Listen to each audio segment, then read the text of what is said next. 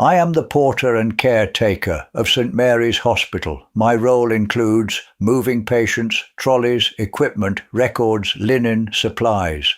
My caretaker role includes unlocking doors, checking boilers, fixing small problems, oversee heating, corridors and storerooms.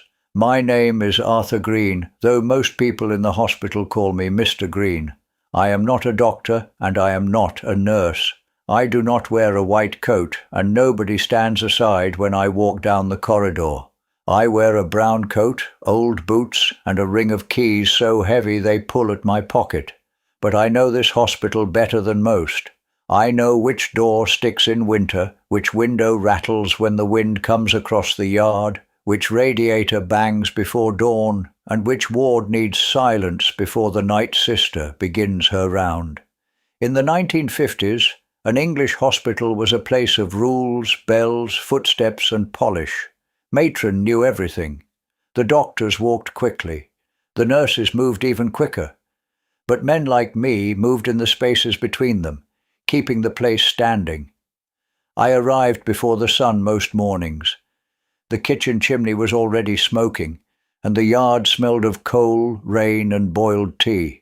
I unlocked a back entrance, checked the boiler room and listened. That was the first job of the day, listening. A hospital speaks, if you know how to hear it.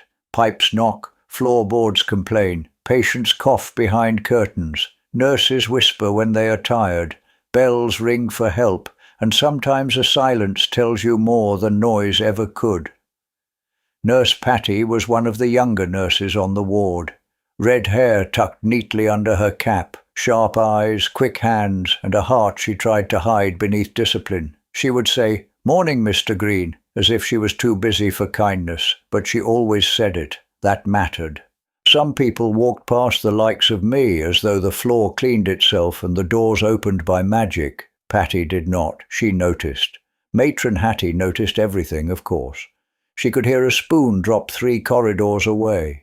She did not waste words, and she did not tolerate sloppiness. If a corridor was dull, she saw it. If a trolley wheel squeaked, she heard it. If a nurse looked pale, she knew before the nurse admitted it. Some were afraid of her. I respected her. A hospital needs someone who can hold the line when everyone else is fraying at the edges. Then there was Mr. Justice, the consultant, tall, polished, serious. He had a voice that made junior doctors straighten their backs. He was not an unkind man, but he belonged to a world of titles, rounds, and authority. I belonged to a world of buckets, keys, and drafts under doors. We passed each other often. He nodded. I nodded. That was usually enough. One cold morning, the fog lay thick against the windows. It was the kind of fog that made the hospital feel separate from the rest of England, as though the whole world had shrunk to ward bells, tiled floors, and the smell of carbolic. I had just finished checking the side corridor near the children's ward when I heard it.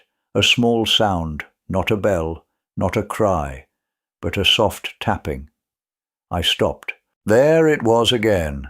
Tap, tap, tap. It came from the old linen cupboard near the back staircase. That cupboard was meant to be empty. I opened it with the small brass key. Inside, sitting on a folded sack, was a little boy in pyjamas, knees tucked under his chin, face pale as paper. "Well now," I said gently, "you're not linen, are you?" He looked up at me with wide eyes. I didn't want the operation. There it was. Not mischief, not trouble, fear. I crouched down slowly, because old knees do not bend like young ones. "No," I said. "I don't suppose you did." He told me his name was Tommy. He had heard the nurses talking. He had heard the word theatre. Children hear more than adults think. Nobody had been cruel. Nobody had meant harm. But fear had filled in the gaps. I did not drag him out. I did not shout. I sat on the floor beside the cupboard, my back against the wall, and let my keys rest quietly in my hand. "When I was a young man," I told him, "I was frightened of plenty of things. Anyone who says they've never been frightened is either forgetful or lying." He looked at me then. "Did you have an operation?" "No," I said. but I had to go places I didn't want to go, and I learned something. Brave does not mean you are not scared. Brave means you let someone kind walk beside you while you are scared. He thought about that. Will Nurse Patty be cross? She'll be worried first, I said, then cross afterwards. That's how nurses do it. That almost made him smile. I went to fetch Patty. When I told her, her face changed at once. She followed me back, not running, because matron would have had words about running in corridors, but close enough to it. She knelt in front of Tommy and softened her voice. "There you are," she said. "You gave us a fright. I didn't mean to." "I know," she said. "But next time you feel frightened, you tell me. You don't have to hide in cupboards." That was a good sentence. Simple, true, the sort of sentence that can hold a frightened child better than any lecture. Matron Hattie arrived moments later. She took in the whole scene, the open cupboard, the child Patty and me sitting on the floor like an old sack of potatoes. "Mr. Green," she said, "are you conducting ward duties from the skirting board now?" "No, matron," I said. "Temporary seating arrangement." Her mouth almost moved, not quite a smile, but near enough. Tommy was returned to the ward. Patty sat with him for a while. The operation went ahead later that day, and by tea time he was back in bed, drowsy but safe, clutching a small toy car someone had found for him. I thought that would be the end of it. In hospitals, one small drama gives way to the next. Beds need changing, bells need answering, floors need cleaning, life keeps moving. But later that afternoon, Mr. Justice stopped me near the main staircase. "Green," he said. "Yes, sir." "I understand you found the boy." "Yes, sir." "And handled the matter sensibly." "I sat on the floor, sir. I'm not sure how sensible that was." He looked at me for a moment, then said, "Sometimes that is precisely what is required."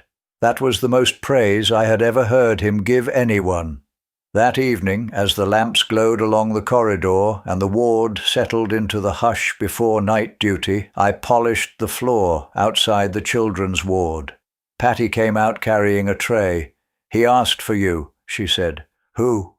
"Tommy. He wanted to know if the man with the keys was still here." I looked down at the keys at my belt. "I am," she smiled. "He said you told him brave means letting someone kind walk beside you." "Yes." "That's good, Mr. Green." I shrugged because old men are foolish about compliments. "Just something I learned." She looked down the corridor, then back at me. "You know, this hospital would fall apart without men like you." I tapped the wall gently with my knuckles.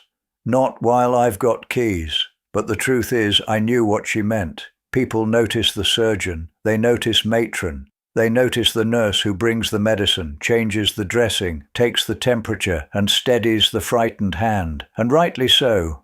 But a hospital is not held together by one sort of work, it is held together by all of it. The clean floor, the warm ward, the working door, the carried tray, the quiet word, the person who notices the tapping from the cupboard. That night, before I left, I looked back down the long corridor. The lights were low, the ward doors were closed. Somewhere, a bell rang once, and a nurse answered it. I locked the side entrance and felt the weight of the keys in my hand. I was not important in the way some men are important. My name would not be written in medical notes. No one would call me consultant. No one would stand when I entered a room. But I knew this. Every hospital has hidden pillars, people who keep the place upright without asking to be seen. And in that hospital, in that winter fog, I was one of them.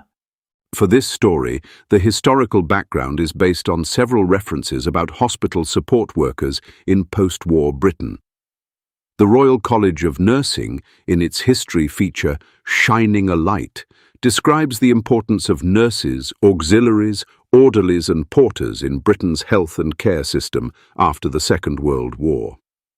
This helps support the idea that hospitals were kept running not only by doctors and nurses, but also by the quieter workers behind the scenes.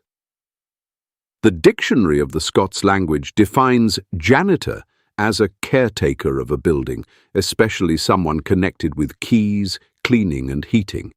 This helps explain why the word janitor can be understood as a caretaker role, although in England the words caretaker, porter, or orderly would often sound more natural.